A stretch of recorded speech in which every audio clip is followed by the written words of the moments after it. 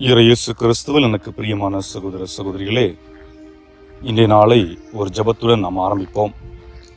இன்றைய நற்செய்தியில் பார்க்கின்ற பொழுது 2 நபர்கள், ஒரு தம்பதியர், வயதான தம்பதியர் ஜக்கரியா மற்றும் அவரது மனைவி எலிசபெத், இவர்களுக்கு இறைவன் புரிந்த அருளை நாம் உணர்ந்து அதே அருளும் ஆற்றலும் நமக்கும் கிடைக்க வேண்டி இந்த நாளை இனிதாக இறைவனிடத்தில் ஒப்புக்கொடு ஜெபிப்போம்.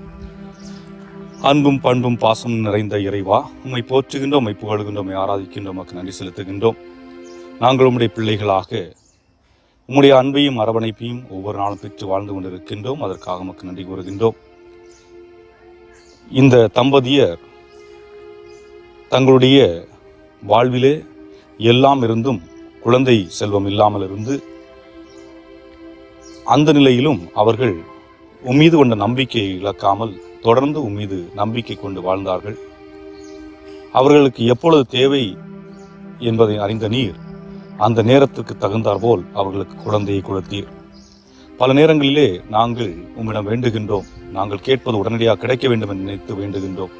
கிடைக்காத நிலையிலே உம்மீது சந்தேகத்தை எழுப்புகின்றோம்.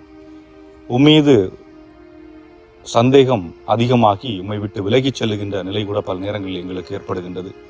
ஆகவே அப்படிப்பட்ட நிலையில் நாங்கள் ஆட்படாமல் எந்த நிலையிலும் நாங்கள் மீது ஆழ்ந்த நம்பிக்கையும் விசுவாசம் கொண்டவர்களாக வாழ வேண்டிய அருளை மாற்றலையும் எங்களுக்கு அளித்தருள எங்கள் ஆண்டவராய் கிறிஸ்து வழியாக மன்றாடுகின்றோம்.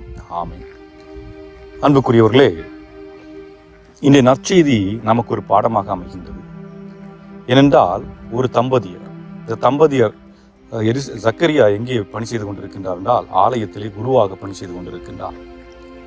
ஜக்கரியா அவருடைய மனைவி இருவரும் மகிழ்ச்சியாக குடும்பம் நடத்தி கொண்டிருக்கின்றார்கள். என்றால் இருவரும் நேர்மையாளர்கள், நீதிமான்கள், கடவுளுக்கு அஞ்சி நடக்கக்கூடியவர்கள், கடவுள்தான் வாழ்வின் எல்லாம் என்று வாழ்ந்த ஒரு தம்பதியர். ஆனால் அதே நேரத்திலே அவர்கள் எதிர்பார்த்தது போன்று அவர்களுக்கு குழந்தை செல்வம் கிடைக்கவில்லை. குழந்தை செல்வம் இல்லை என்பதற்காக அவர் ஆலய பணியை விட்டுவிட்டாரா? இல்லை. அதற்காக கடவுளை விட்டு விலகிச் சென்றாரா? இல்லை. கடவுள் இல்லை என்று சொன்னாரா? இல்லை. ஆனால் பல நேரங்களிலே இன்று நாம் வாழ்ந்து கொண்டிருக்கின்ற சூழலிலே நாம் கேட்பது கிடைக்கவில்லை என்றால் உடனடியாக கடவுள் மீதே சந்தேகப்பட்டு கடவுள் இல்லை என்ற விவாதத்துக்கு வருகிறோம், அல்லது வேற்று மதத்திற்கு தாவுவதும் வேற்று ஆலயங்களுக்கு செல்வதுமாக இருக்கின்றது. இது எதை சுட்டி காட்டுகிறது என்றால் நமது நம்பிக்கையின்மை சுட்டி காட்டுகிறது. ஏனென்றால் இந்த தம்பதியர் கடவுள் நம்பிக்கை இருந்தும் அவர்கள் காத்து கொண்டிருந்தார்கள். ஏனென்றால் நான் கேட்பதை இறைவன் உடனடியாக எனக்கு கொடுக்க வேண்டும் என்பது அல்ல, நான் கேட்பது எனது கடமை.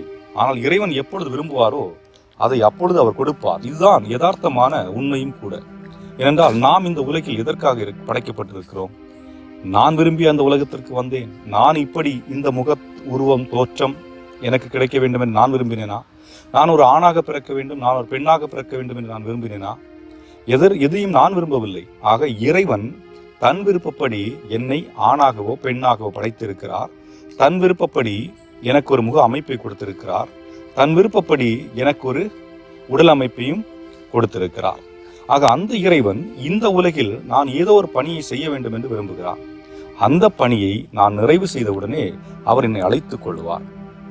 இதுதான் அடிப்படை உண்மை. இறைவனுடைய விருப்பத்தை நிறைவேற்றுவதற்காக நீங்களும் நானும் படைக்கப்பட்டிருக்கின்றோம். ஆனால் பல நேரங்களிலே என்னுடைய விருப்பம் நிறைவேறவில்லை என்பதை நினைத்தவர்களாக நம்முடைய வாழ்வை ஒரு குகைக்குள் அடைத்தது கொண்டு இருண்டு போக வைத்து விடுகிறோம். உண்மை என்னவென்றால், இறை திட்டத்தை அறிந்து நீங்கள் செயல்பட ஆரம்பித்தீர்கள் என்றால், அந்த இறை திட்டம் என்பது என்ன? தனக்காக வாழாமல் பிறருக்காக வாழ்வது, தான் சம்பாதித்த அனைத்தையும் சேர்த்து வைக்காமல் பகிர்ந்து வாழ்வது, தன்னிடம் இருக்கின்ற உணவை பகிர்ந்து வாழ்வது, தன்னிடம் இருக்கின்ற ஆடையை பகிர்ந்து வாழ்வது, தன்னுடைய நேரத்தை பகிர்ந்து வாழ்வது, மற்றவர்களை துன்பத்தில் ஆழ்த்தாமல் காயப்படுத்தாமல் வாழ்வது. இப்படி வாழுகின்ற பொழுது நாம் உண்மையிலேயே ஆண்டவர் இயேசு கிறிஸ்து விரும்பிய ஒரு வாழ்வை நாம் வாழ்ந்து கொண்டிருக்கின்றோம். ஆக அத்தகைய ஒரு வாழ்க்கையை நாம் வாழுகின்ற பொழுது இறைவனுடைய அருள் எப்படி ஜக்கரியா மீதும் எலிசபெத் மீதும் இறங்கியதோ அதுபோன்று நம் மீதும் இறங்கும். ஆக நாம் விரும்பியதை இன்றைக்கு இறைவன் கொடுக்கவில்லை என்றாலும் அது நிச்சயமாக நமக்கு தேவை என்றால் ஒரு நாள் கண்டிப்பாக நமக்கு கொடுப்பார். அவர் நமக்கு இன்று அது கொடுக்கவில்லை என்றால் அதற்கு ஒரு காரணம் இருக்கும். அந்த காரணம் நமக்கு தெரியாமல் இருக்கலாம், ஆனால் இறைவனுக்கு நிச்சயமாக தெரியும். ஆகவே தன் மீது நம்பிக்கை வைப்பதை விட தன் மீது நம்பிக்கை வைக்க வேண்டும். ஆனால் அது இறைவன் மீது நம்பிக்கை வைத்த பின்பு நீங்கள் உங்கள் மீது நம்பிக்கை வையுங்கள். அப்படி செய்கின்ற பொழுது இறைவன் உங்களை நிறைவாக ஆசீர்வதிப்பாராக. இந்த நாளும் இனிய நாளாக உங்களுக்கு அமையட்டும்.